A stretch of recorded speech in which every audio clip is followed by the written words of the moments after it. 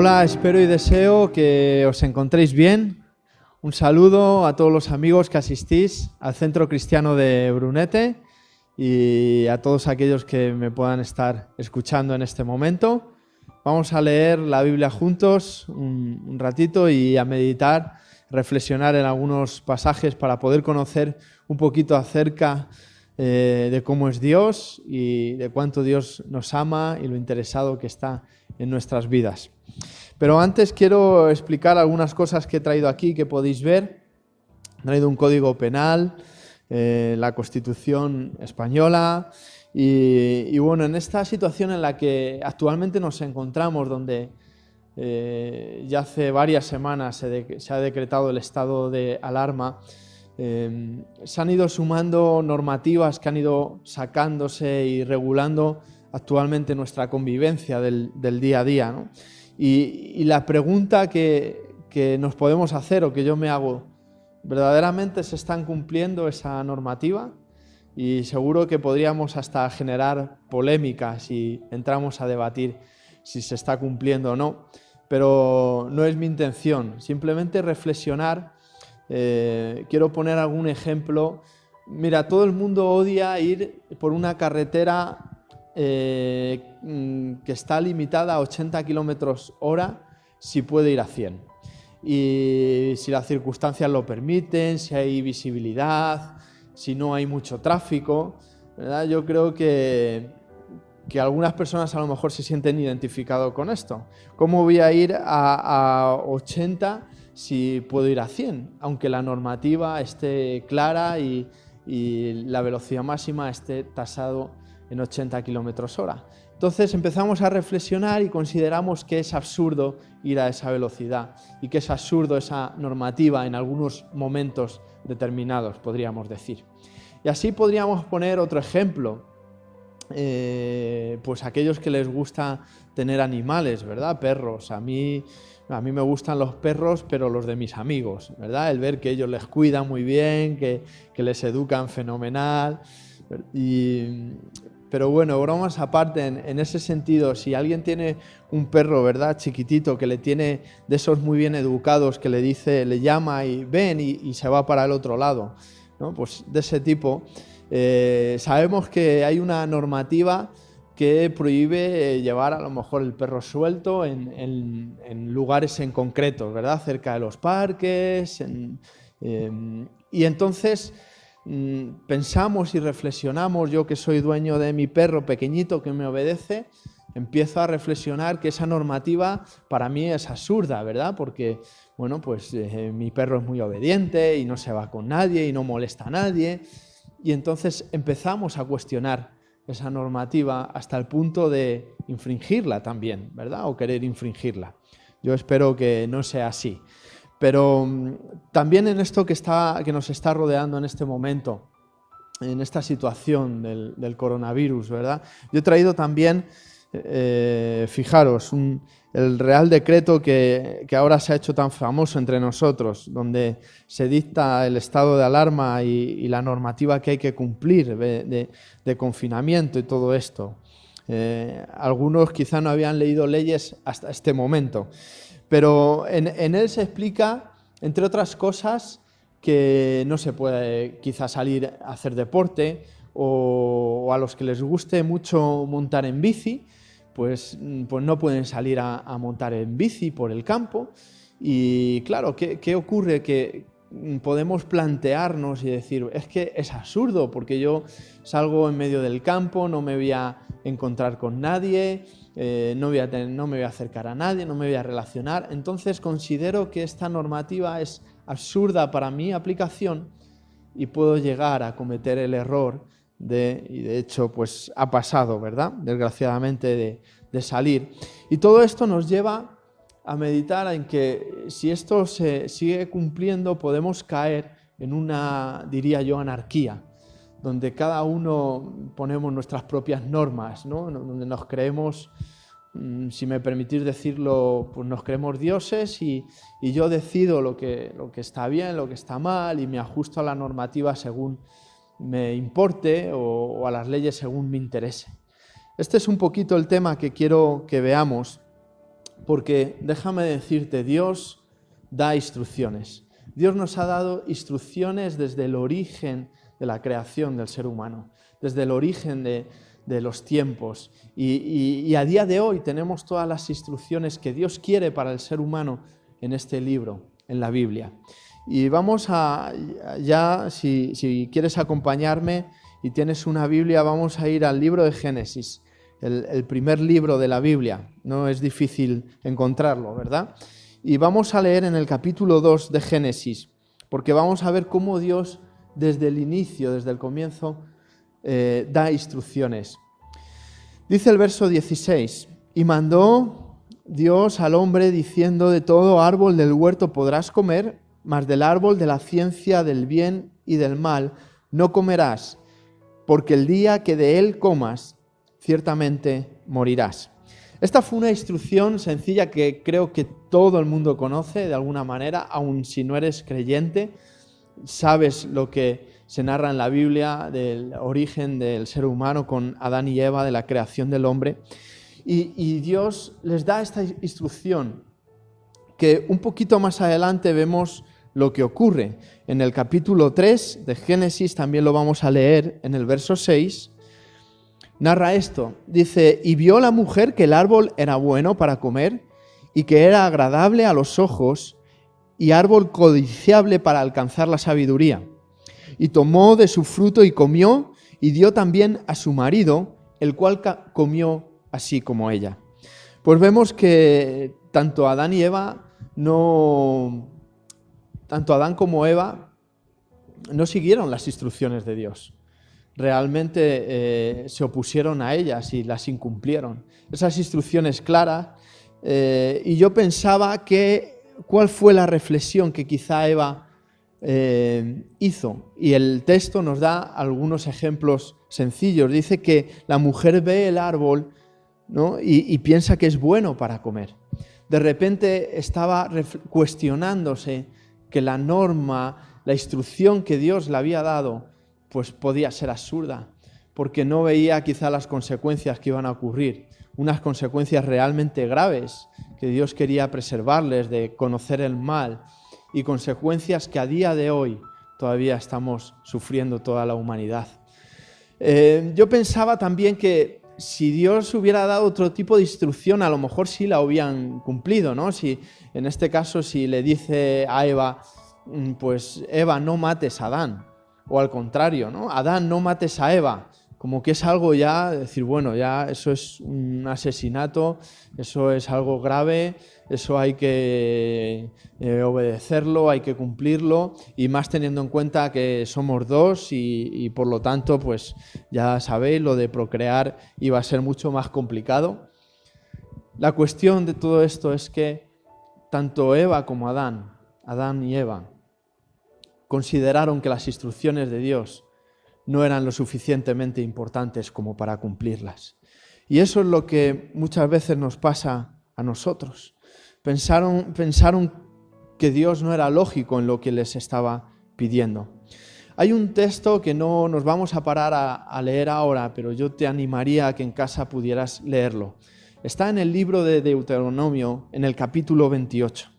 Y ahí se narra acerca de las bendiciones que Dios trae por obedecerle, así como las consecuencias también que provoca el no obedecer a Dios.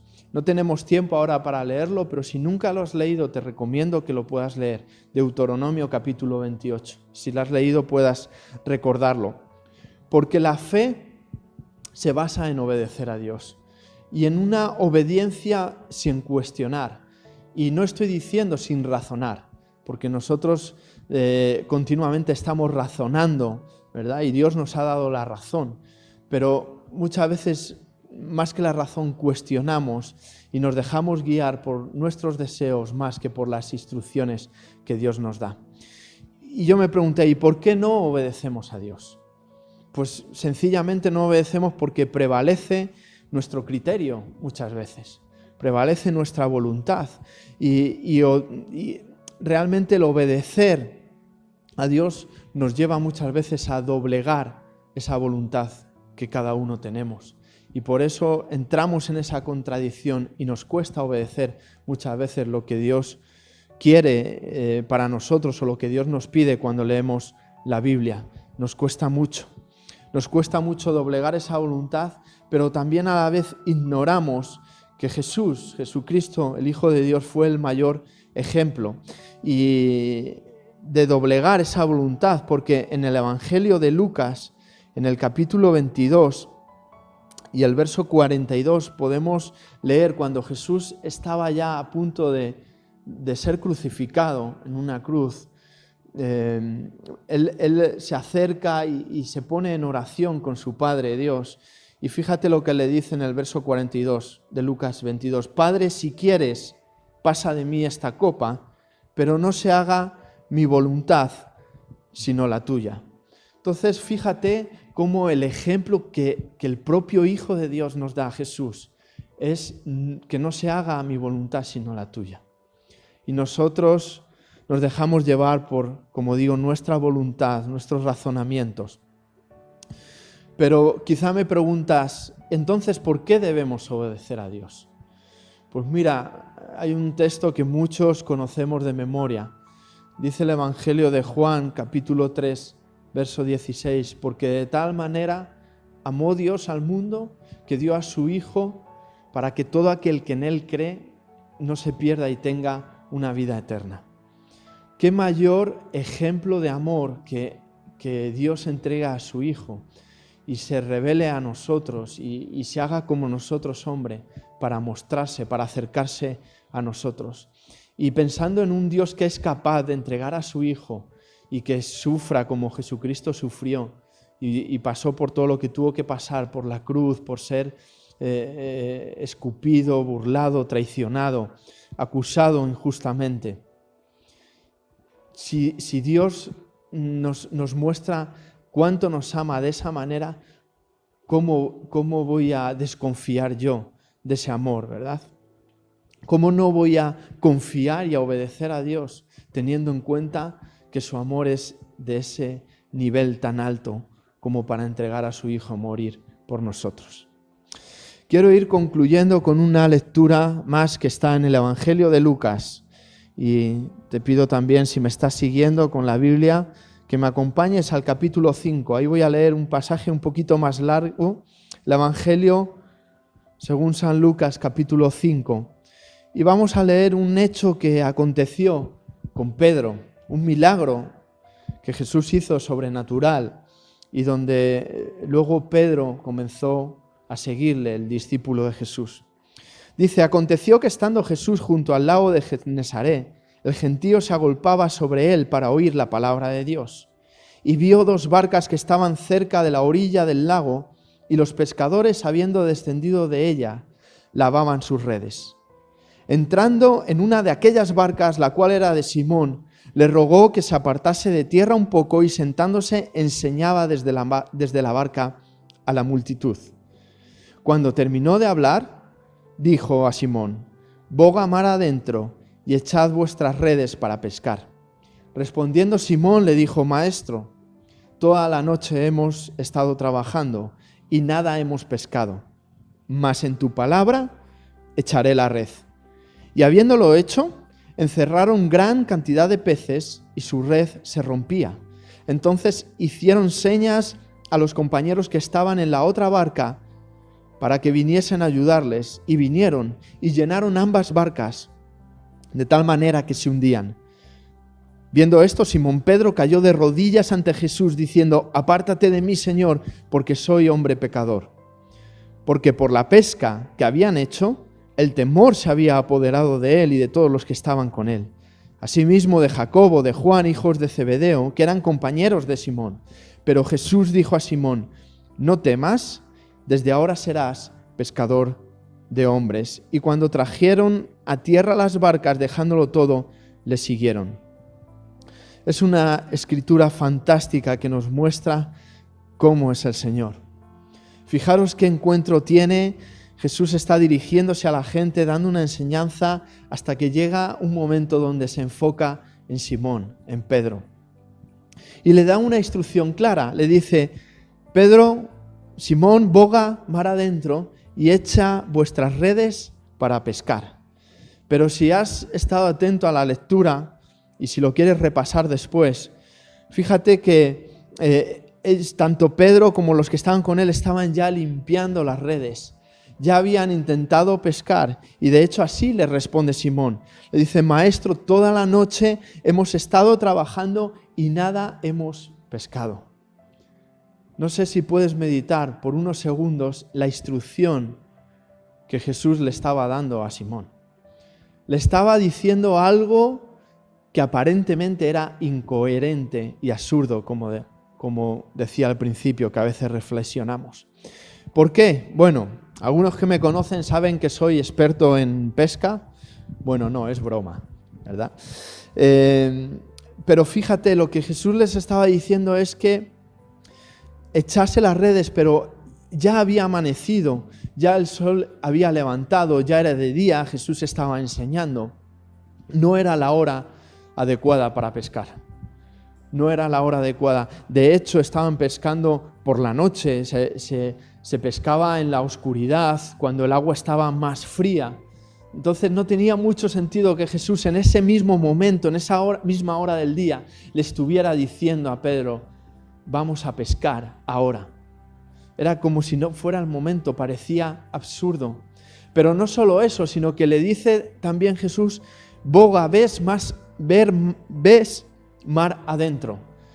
¿Qué estaba diciéndole Jesús? Mira, la pesca, y tendríamos que reflexionar un poquito más a fondo, pero en ese tiempo, en esos momentos, se hacía lo más cercano de la orilla. De hecho, muchas veces se echaban las redes y a veces la pesca era recoger las redes desde la orilla, porque los peces no estaban en las profundidades, no estaban en el mar adentro, sino que se acercaban más cerca de la orilla.